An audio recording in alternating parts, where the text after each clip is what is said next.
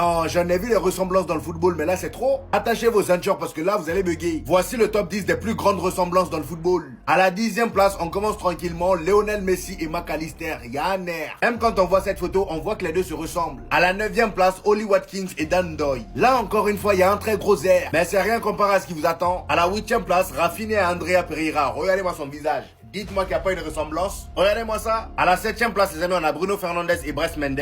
Très grosse ressemblance pour le coup. Même forme de tête, même barbe, même regard. À la 6e place, les amis, on a Zahir Emery du Paris Saint-Germain et Ethan Nwaneri. Dites-moi qu'il n'y a pas de ressemblance là. C'est presque le même visage. Maintenant, on rentre dans le top 5. Attachez vos ceintures parce que vous n'êtes pas prêts. Moudoueke et Elanga. Alors là, s'ils sont pas de la même famille, c'est qu'il y a un souci. Encore une fois, même coiffure, même forme du visage. Presque même physique. Il y a tout qui va. En top 4, les amis, là, c'est du sérieux. Mings et Philippe Billing. Regardez-moi ça, s'il vous plaît. C'est les mêmes personnes. Et le pire, c'est que tous ceux dont on parle dans cette vidéo sont pas de la même famille. En troisième position, les amis, on a ça. Saka et Thierry Georges. Ça m'a fait bugger, les amis. Regardez, c'est la même tête. La ressemblance, elle est terrible. Regardez-moi ça. En deuxième position, les amis, on a Nacho Monreal et Peter Crouch, l'ancien joueur anglais. Là, je suis désolé, je pourrais même rajouter un troisième, Luka Modric, parce que c'est les mêmes têtes. Je sais même pas qui est qui. Là, si vous me dites pas que lui, là, c'est Nacho Monreal, je saurais pas dire qui est qui. Maintenant, on arrive au top 1, le top du top. Dites-moi où est Gareth Bale. Parce que eux, carrément, ils sont pas limités à se ressembler. Ils ont joué dans le même club. C'est une folie. Là, on a Gareth Bale et là, on a Kenny McEvoy. Au moment où Gareth Bale était à Tottenham, si tu me montrais cette photo, j'aurais dit que c'était lui quand il était jeune. Parce que là, carrément, il y a tout qui est pareil. Bref, donnez-moi vos tops en commentaire.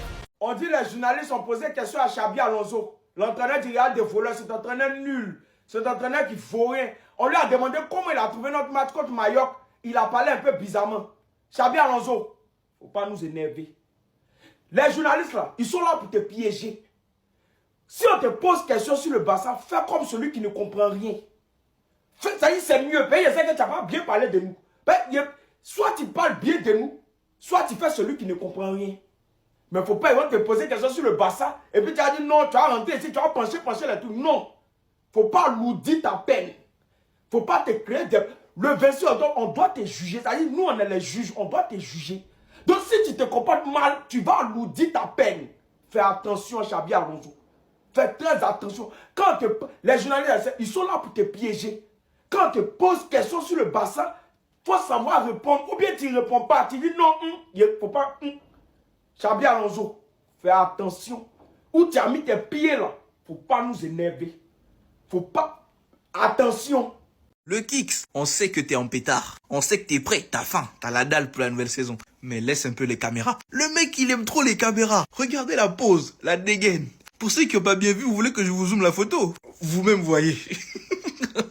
C'est trop. Wesh, on dirait un acteur Hollywood. On dirait un acteur principal dans un film, dans une série. On dirait un super-héros. Eh mon gars, c'est trop. Kylian. En plus, regardez le visage et tout. Oh là là là, les gars. Lui là, c'est trop. Mais là, ça prouve qu'il est confiant. Hein. Parce que ça, là, la saison qui vient de se terminer, on n'a pas vu ça. Hein. Quand il venait à peine d'arriver à Madrid, on ne voyait pas ça. On voyait un Kylian timide dans son coin. Mais là, il fait l'acteur. Donc c'est que il nous prépare quelque chose de bien. Et ça, c'est cool. Par contre, il y a d'autres joueurs qui se préparent de leur façon. Il y en a d'autres qui enjolivent leur crâne. On voit par exemple Mastantuono et Brahim qui sont chez le coiffeur. Ils se refont une petite coupe pour la nouvelle saison. Mastantuono, il allait refaire les contours. Par contre, Vinicius Junior, lui, il est revenu à la teinte blonde. Il y a 2 jours, t'as enlevé la teinte blonde. T'es venu à la coupe classique. Et là, tu nous remets la teinte blonde. C'est Super Saiyan ou quoi? En tout cas, j'espère que tu vas nous pondre une saison XXL avec ça. Comme ça, on pourra dire aussi Vini teinte blonde. On a parlé de Cristiano teinte blonde. Cheveux blonds. Mais là, c'est à ton tour. En plus, il nous fait une petite story Insta, hein, tranquille. Il est prêt. En tout cas, demain, c'est demain. On va pouvoir voir ça de nos propres yeux. Pour ceux qui ne le savaient pas, demain, on va affronter quelqu'un qu'on connaît bien. Il est aujourd'hui à Osasuna, Victor Munoz. Et je sais qu'il y a plein de Madrilènes, vous êtes sur ses côtes. Hein. Depuis son loupé face au Barça, il y a plein de personnes, vous êtes sur ses côtes. Bah, on l'affronte demain. J'espère qu'il va rien mettre contre nous, qu'il va continuer à louper contre le Real. C'est le plus important. Il peut mettre des buts face au Barça, tout ce qu'il veut. Mais pas contre nous. Et pour finir, une petite image du Mister. Lui aussi, là, les gars, je soupçonne. Il aime les caméras, ce mec. C'est quoi ce petit sourire d'acteur, là? Et il est frais. Les gars, franchement, il dégage quelque chose, ce mec aussi, en vrai, c'est trop. On commence à avoir des gars, vous aimez les caméras. En tout cas, c'est cool, les gars. C'est bon signe. Ça prouve des gars en confiance. Hein. Et puis, on a hâte d'être à demain. Demain, là, c'est à côté, c'est demain. Bref, dites-moi ce que vous en pensez dans les commentaires. Et surtout, pour ne rien louper, les gars, abonnez-vous. Apparemment, après la signature de Chesney, la priorité du Barça, c'est monsieur Gégé Martin, Gérard Martin. Hein? Les frères, ça, c'est un Maldini. Il va jouer en défenseur central parce que Gérard Martin, en défenseur central, je le préfère au Toto de Arauro. Match scandaleux, catastrophique. Et il va falloir qu'un petit film nous explique pourquoi Araujo est titulaire au Barça. En plus, à le brassard de capitaine. Je comprends pas, parce que c'est Kobarsi le leader défensif. Mais je comprends pas le niveau. Il met trop d'agressivité dans tout. Il réfléchit pas à Araujo. En tout cas, JG Martin, le GOAT doit être inscrit. Et à droite, petit Fermin. J'ai parlé de toi, mais tu m'as déçu. Hein. Fermin m'a déçu. C'est vrai qu'après les 2 cartons rouges contre Mallorca, tout le monde est devenu nul. Yamal qui marche, Rafinha, tu vois, il y a eu des tentatives, mais voilà, c'était pas... Mais Fermin m'a déçu un peu. Fermin m'a déçu, début de match, on compte sur toi, petit. Olmo va revenir prendre ton truc. Tu vois ce que je veux dire? En tout cas, les frères, attendre samedi, c'est trop long. En tout cas...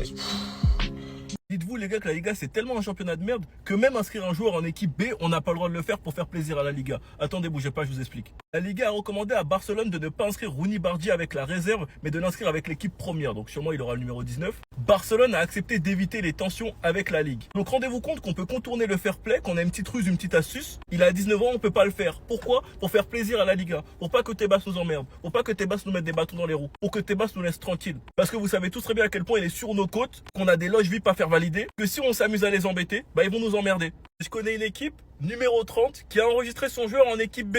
Bien évidemment, pour contourner le fair play, c'est normal, c'est intelligent, c'est ce qu'il faut faire. Sachant que ce joueur, il coûte bien plus de 30 millions. Pour un petit joueur à 7 millions, on doit l'inscrire en équipe première pour ne pas s'embrouiller avec la Liga. Les gars, c'est honteux. Enfin bref, le maillot third sort demain, j'hésite encore qui je vais le floquer. Avec le départ de Peña et Romeo, ça pourrait permettre d'enregistrer Chesney. On a questionné Xabi Alonso concernant Lamine Yamal. Pour l'instant, il a rien vu, il peut pas comprendre. On arrive au Bernabéu, on va te montrer un ouais. T'inquiète, sois patient, tu vas voir c'est quoi. Lamine Yamal, meilleur joueur du monde.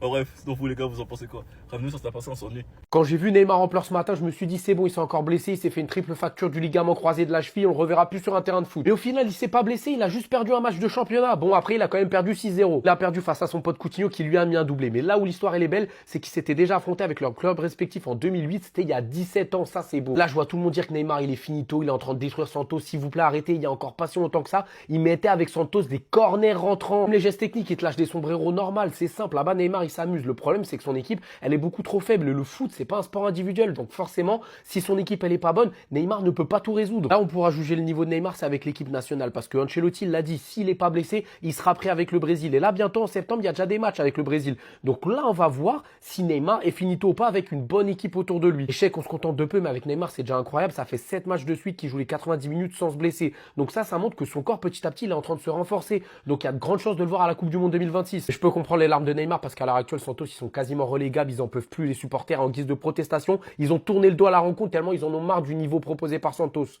Le Real Madrid pourrait faire une recrue surprise avant la fin du mercato qui est fixé dans maintenant 2 semaines jour pour jour. Ça sera le lundi 1er septembre prochain à minuit.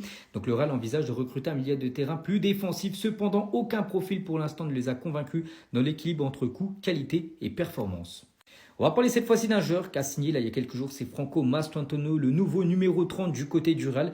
Et Xabi Alonso étudie différentes options pour faire jouer le jeune Argentin. Donc il pourrait jouer dans un 4-3-3 à droite au poste d'ailier droit, Mbappé en 9 et ailier gauche bien sûr Vini. Il semble être aussi la meilleure option, mais il pourrait également jouer en tant que numéro 10 dans un autre schéma tactique. Et concernant ce joueur ainsi que les autres, bien sûr madrilènes, donc lors de l'entraînement du jour, on a une petite photo de Franco Mastantuono qui devrait être dans le groupe demain pour le match contre Osasuna. Et concernant le programme du jour, donc ce matin, il y a eu un entraînement à 10h30 et cet après-midi, la première conférence de presse avant un match de Liga pour le nouveau coach Xabi Alonso. Et on finit avec les voisins de l'Atlético Madrid. Voilà, juste par rapport à leur premier résultat, ils ont perdu 2-1. Donc ça, c'est plutôt une bonne nouvelle pour le Real Madrid parce que l'Atlético, oui, sera également un concurrent pour remporter la Liga en fin de saison.